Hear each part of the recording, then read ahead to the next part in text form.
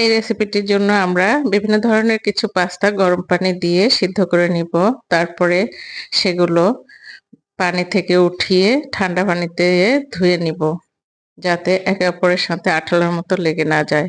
এখন চুলায় কড়াই চাপিয়ে কড়াইয়ের মধ্যে পেঁয়াজ কুচি এবং কিছু কাঁচামরিচ কুচি লাল এবং সবুজ দিয়ে দিব এবং এটাতে তেল দিয়ে এখন পেঁয়াজ মরিচ গুলো ভাজতে ভাজতে একই সাইডে তেলের মধ্যে ডিম ঢেলে দেব। ডিমের মধ্যে যদিও হলুদ, একটু মরিচ এবং লবণ দিয়ে গুলে নিয়েছি। এটা ডিমটা ভেজে নেব।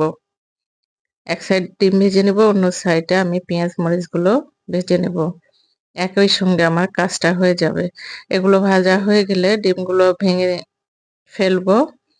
এগুলো কুচি কুচি করে নেব। এখানে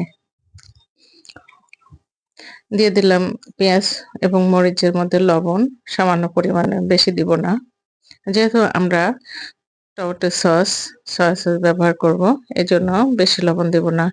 এখন দিয়ে দিচ্ছি কিছু ক্যাপসিকাম, সবুজ ক্যাপসিকাম দিয়ে দিচ্ছি। আর ডিমগুলো দেখুন এভাবে আমি ভেঙে নিব। আপনারাও এভাবে ভেঙে নিতে পারবেন। এখন ঠান্ডা পানিতে ধুয়ে নেওয়া ওই পাস্তাগুলো দিয়ে দিচ্ছি। দিয়ে এগুলো নেড়েচেড়ে যখন সবগুলো একত্রে মিশে যাবে, ডিমটাও দেখুন পাস্তার মধ্যে মিশে যাচ্ছে।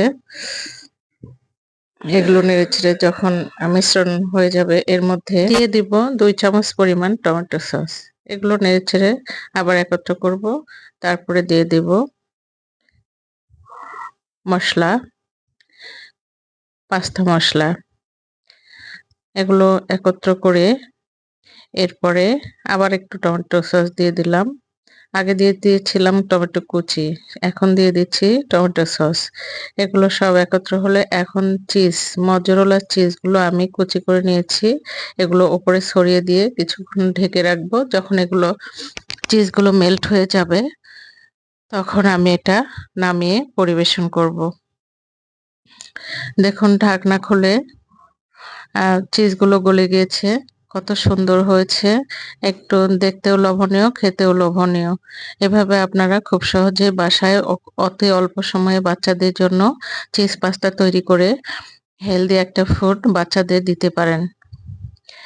বড়রাও বাদ যায় না, সবাই এই খাবারটি খুব পছন্দ করে। ভিডিওটি পছন্দ হলে লাইক দিবেন, শেয়ার করবেন আর চ্যানেলটি সাবস্ক্রাইব করে পাশে থাকবেন। ধন্যবাদ সকলকে। ভিডিওটি দেখার জন্য সকলকে আবারও ধন্যবাদ। সবাই সুস্থ থাকবেন, ভালো থাকবেন। আমার জন্য দোয়া রাখবেন। আল্লাহ হাফেজ।